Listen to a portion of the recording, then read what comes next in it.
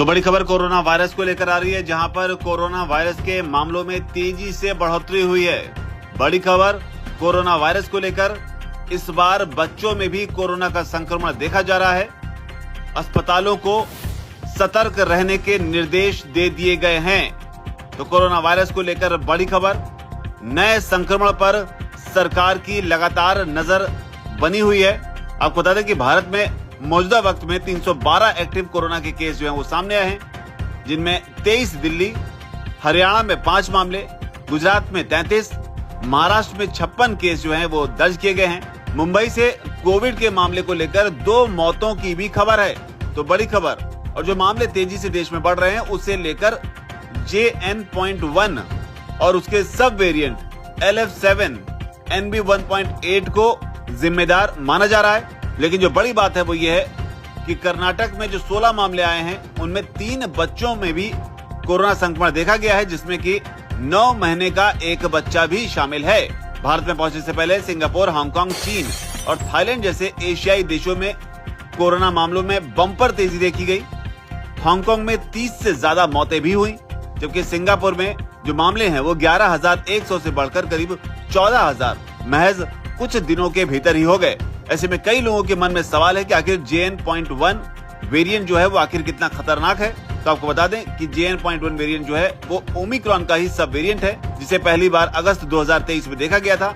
इसे WHO ने variant of interest के रूप में चिन्हित किया था।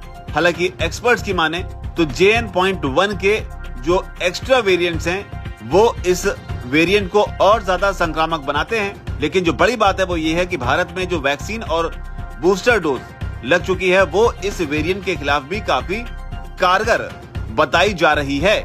लेकिन बताया ये भी जा रहा है कि जो लोग ऑलरेडी वैक्सीनेटेड हैं उन्हें भी हल्के रूप से नया कोरोना जो है वो संक्रमित कर सकता है, जिसके पीछे की बड़ी वजह ये बताई जा रही है कि समय के साथ जो इम्यूनिटी है वो कम हो रही है। और जो स्वास्थ्य मंत्रालय है वो भी इस मामले में एक्टिव हो गया है। हाई रिस्क ग्रुप्स जैसे कि बुजुर्ग और कमोडिटी वाले लोगों को बूस्टर डोज लेने की सलाह जो है वो दी गई है। तो इस तरह की रिपोर्ट भी निकलकर सामने आ रही है। जहां तक नए कोरोना के लक्षणों का सवाल है तो इसमें सूखी खांसी, बुखार, गले में खराश, थकान, स्वाद न आना, सिर दर्द, नाक का बहना या बंद हो जाना जो है, इस तरह के लक्षण जो है बताए जा रहे हैं। इधर दिल्ली सरकार ने सभी सरकारी और निजी अस्पतालों को अलर्ट रहने के लिए कहा है। उनके लिए जो है दिशा निर्देश जो है वो जारी कर दिए गए हैं। साथ ही अस्पतालों को जांच और निगरानी को बढ़ाने के भी निर्देश जो है वो दे दिए गए हैं। तो बड़ी खबर कोरोना वायरस को लेकर।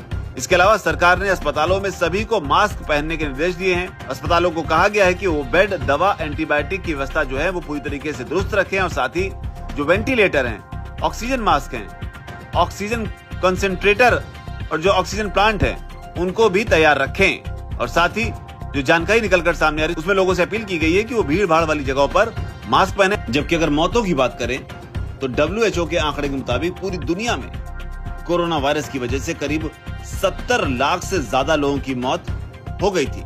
जबकि भारत की अगर बात करें तो यहाँ पर करीब 5.5 लाख लोग, यानी कि अगर एग्जैक्ट आंकड़ा बताएं तो 5,33,666 लोग जो हैं उनकी कोरोना की वजह से मौत हुई सिर्फ भारत में। ऐसे में कोरोना ने एक बार फिर से दस्तक दी है। भारत में भी मामले जो है बढ़ रहे हैं और जो डराने वाली बात है वो ये है कि बच्चों में भी इस बार कोरोना के लक्षण जो है वो देखे जा रहे हैं, जिसमें 9 महीने का एक बच्चा भी शामिल है। हालांकि फिलहाल इसे लेकर डरने की जरूरत नहीं है। डॉक्टर क्या कहते हैं वो भी जानिए। कोल्ड एंड कफ के मरीज जरूर आ रहे हैं, वो हमेशा ही आते रहे हैं, पर जहां तक आप कोविड की बात करें, कोविड का नंबर्स तो बहुत ही कम है, जिसको हम लोग मेडिकली बोलते हैं स्पोरैडिक केसेस। कोई भी नंबर्स ऐसे खतरनाक नहीं है। कई बार हम मरीज में जिनमें हम टेस्ट भी कर रहे हैं उनमें भी नेगेटिव आ रहा है। बहुत ही रेयर केसेस में पॉजिटिव आ रहा है, और वो भी जो केसेस हैं वो भी कोई सीरियस नहीं हो रहे हैं। मोस्टली ICU हॉस्पिटलाइजेशन जरूरत नहीं हो रही है, और हमने एटलीस्ट हमारे हॉस्पिटल में कोई Covid death in the last 1 month तो हमने तो नहीं देखा है। तो अगर हो भी रहा है तो बहुत माइल्ड है। ना ही हम लोग हर एक मरीज में टेस्ट कर रहे हैं जिनमें हमें जरूरत महसूस हो रही है, जो कि बहुत ही इम्यूनो कॉम्प्रोमाइज्ड है या एल्डरली है या एकदम बहुत ही चाइल्ड है या सीरियसनेस ऑफ सिम्टम्स हो रही है, उनमें जहां हम चेक भी करा रहे हैं मोस्टली कोविड नेगेटिव ही आ रहा है। तो मेरे ख्याल से स्थिति बहुत अंडर कंट्रोल है। स्पोरेडिक केसेस ये हमें तब भी हम लोगों ने प्रेडिक्ट किया था कि जब ये एपिडेमिक या पैंडेमिक खत्म हो जाएगा, this will remain as a sporadic case वाला रहेगा, सीजनल इन्फ्लुएंजा टाइप रहेगा, जो कि माइल्ड होगा and most of the times tackle हो जाएगा रेगुलर अपने सिम्टोमेटिक ट्रीटमेंट से। अभी तक मेरे ख्याल से वही हालत है, और ना ही मैं रेकमेंड करूंगा कि हर एक मरीज जो कि नजला जुकाम खांसी करके आ रहा है उसमें ये कोविड के लिए टेस्ट किया जाए।